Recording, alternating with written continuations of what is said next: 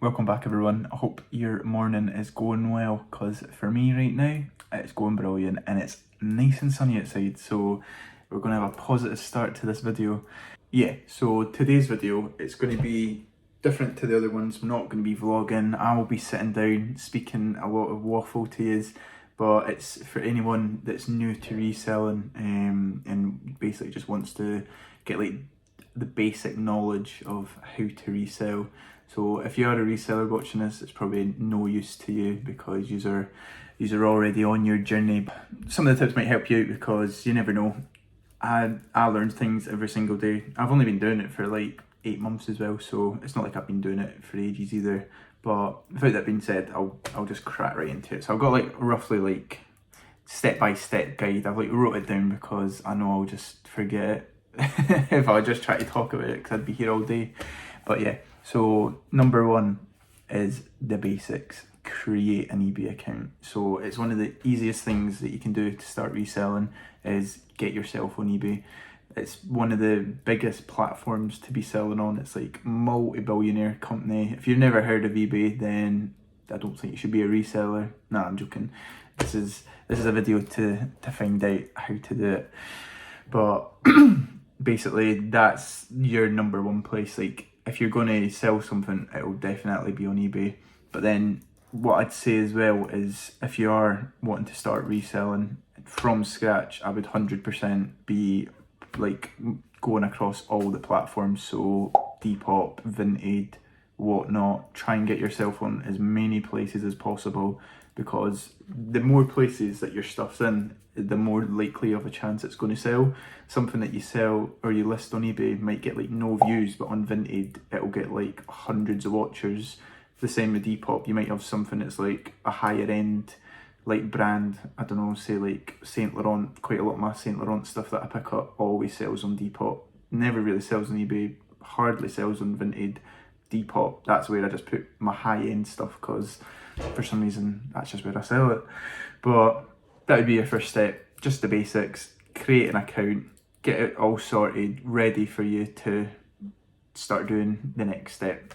But what you want to do next is find places to source your stock and find your niche. So for me, I'd say when I first started reselling, so my niche before was gaming, so I knew quite a lot about like consoles and games and just stuff like that, just random stuff, either that or clothing. So that they were like my two niches that like I tried to stick to. So it's at the first I was like picking up like loads of consoles, loads of games, just constantly selling them, until like you realise obviously video games, there's a massive market for them, and if you've not got the best quality brand spanking new cleaned up discs, yours are not going to sell for the same price as other people's, which I realised after like a month of doing it. So I do still like pick up like games and stuff, but I've got a better method of selling it. Instead of just selling them individually, I like doing them in like bulks, because they'll definitely sell better.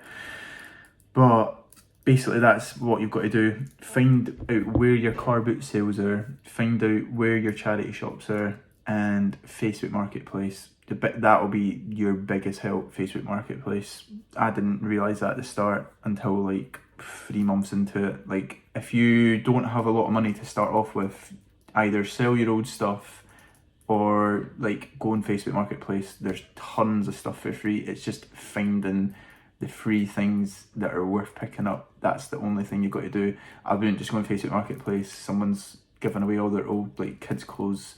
There's no point picking that up because you're not going to sell that. I mean, you might, depends what's in it, but personally, I wouldn't pick it up. But who's to say you won't? Anyway, that would be the second bit. Find your niche, sell your old stuff. That's the biggest one. Definitely just sell all your old stuff, because you've got to start somewhere, and that's what I've done. And it's like an addiction. You start selling your old stuff and you're like, oh my god, like even though you're literally getting like £2 for something you paid like 80 quid for, you're like, well, this is actually quite fun. Like, well, that's what I found anyway. I just enjoyed it, and that's why I'm here today making this video.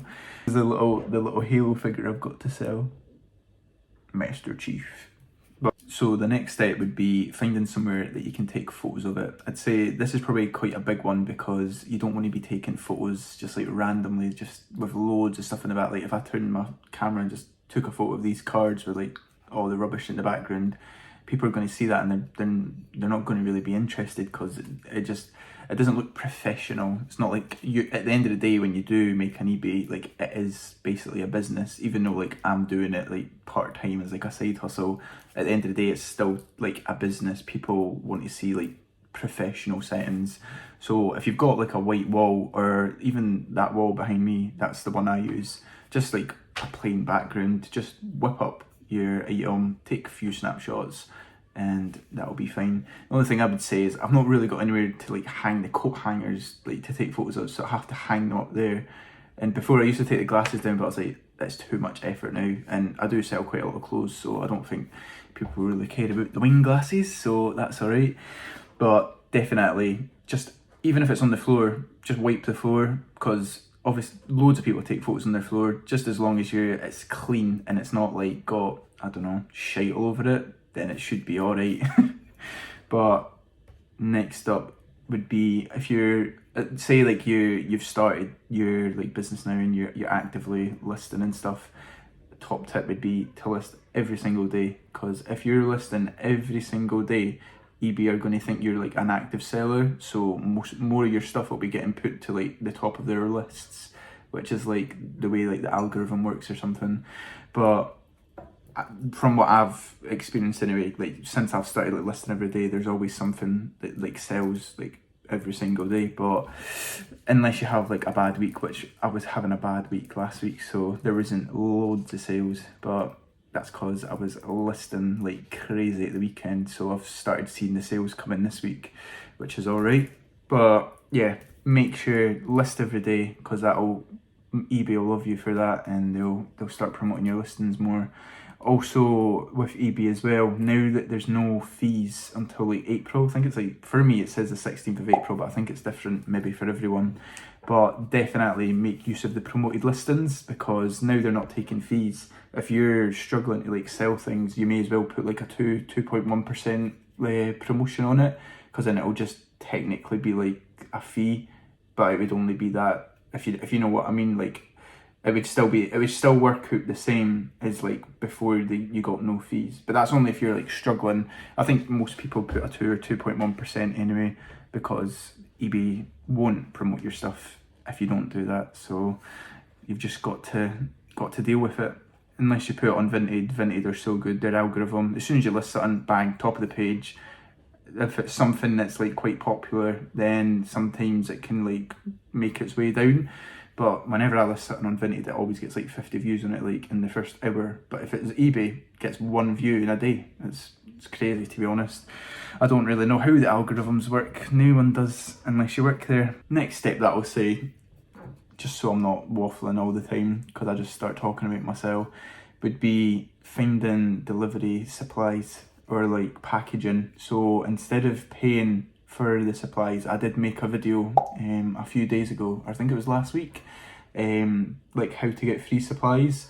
So instead of you going to Amazon, buying all their cheap rubbish like poly bags or whatever they're called, I think I call them jiffy bags, literally just put your finger through it, rips instantly. Get yourself to FedEx website, fill out their form, create an account, and you've got free supplies that way. Easy, so easy. When I first looked at it, I thought like, nah, no way I'm going to get any of these supplies. But honestly, it was a game changer. And now I've got all my supplies for free. I don't need to rely on buying them anymore. But I think that may do it for this video. I thought I'd just give a quick little video of some tips and tricks, just for anyone that's new out there, and that's just thought, Kim, what, I might start reselling because there's a cost of living crisis. That video's for you. So I hope you enjoyed this video, and if you did, make sure to like and subscribe, and I hope you like my stone mug. I got this from Tesco. It's a nice big mug if you like cups of tea. But I need to get back to my job, my real job, because YouTube's not my real job yet, but got to manifest it one day.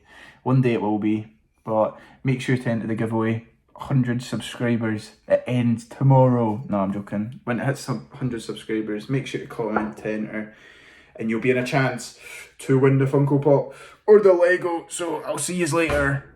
Bye bye. I'll catch you on the flip side.